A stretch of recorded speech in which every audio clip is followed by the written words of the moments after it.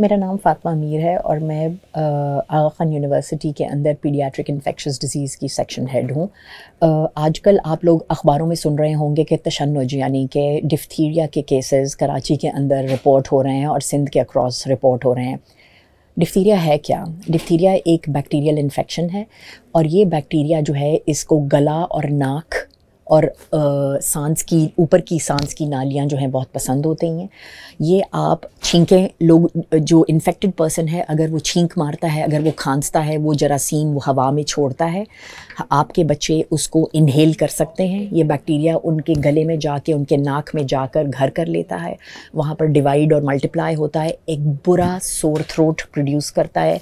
ये sore throat इससे बहुत ज़्यादा ऊंचा बुखार 102, 103 का बुखार और उसके साथ बेइंतहा मुश्किल निगलने के अंदर और बहुत रालें बहना और आपको गले के ऊपर और टॉन्सिल्स के ऊपर और पैलेट के ऊपर, तालू के ऊपर आपको एक सफ़ेद या एक गंदी ग्रे रंग की झिल्ली नज़र आती है जिसको हमारी ज़बान में सूडो मेम्ब्रेन कहते हैं। तो जब भी सूडो मेम्ब्रेनस टॉन्सिलाइटिस मिलता है उसका डिफरेंशियल डिफ्थीरिया होता है।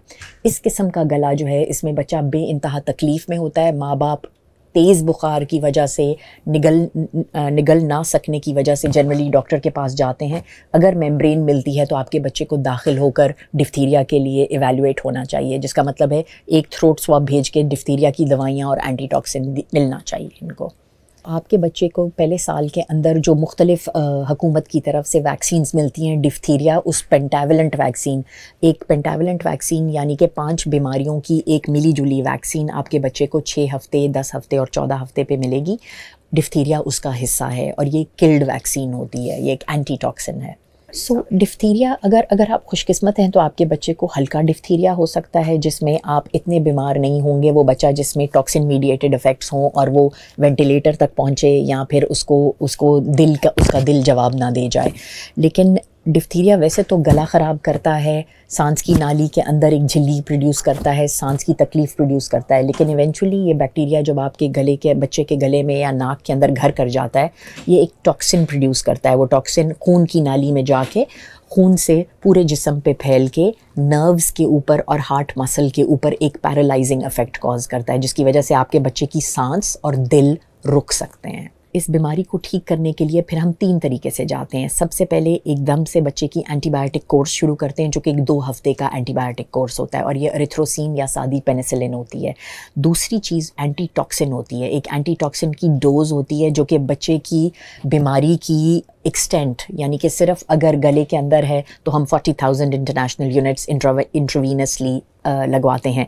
अगर वो ज़रा आगे की तरफ फैली हुई है और ज़्यादा देर हो गई है बीमारी के शुरू होने से, ड्यूरेशन ऑफ इलनेस 2 दिन से ज़्यादा हो गई है, तो फिर हम उसको 40 to 60,000 यूनिट्स लगाते हैं।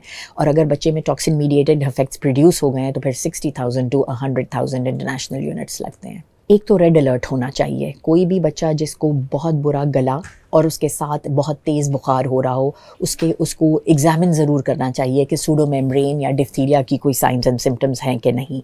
अगर ज़रा सा भी डॉक्टर को शक है, 80% डिफ्थीरिया पाकिस्तान में क्लिनिकली डायग्नोज होता है, डॉक्टर के शक के बिना पर होता है डायग्नोज और लेबॉरेटरी टेस्ट नहीं भेजे जाते।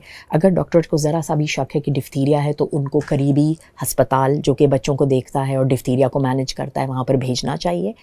उसका कोशिश करके एक थ्रोट स्वॉब होना चाहिए। अगर थ्रोट स्वॉब नहीं भी हो सकता तो उसको डिफ्थीरिया का एंटीटॉक्सिन और डिफ्थीरिया की बूस्टर वैक्सीनेशन और एंटीबायोटिक देनी चाहिए। साथ में उस बच्चे के इर्द गिर्द पिछले 2 से 5 दिन में जितने भी लोग घर के अंदर हैं उनको डिफ्थीरिया की प्रोफिलैक्टिक एंटीबायोटिक मिलनी चाहिए और उनकी भी वैक्सीनेशन को बूस्ट करना चाहिए एक्स्ट्रा वैक्सीन लगा के। एंटीबायोटिक शॉर्ट नहीं है। जो एंटीबायोटिक डिफ्थीरिया के लिए इस्तेमाल होती है वो सबसे सादी एंटीबायोटिक यानी कि पेनिसिलिन या एरिथ्रोमाइसिन है, लेकिन एंटीटॉक्सिन शॉर्ट है। एंटीटॉक्सिन जनरली हुकूमत के थ्रू प्रोक्योर होती है और ये जनरली इसकी शॉर्टेजेस रहती हैं।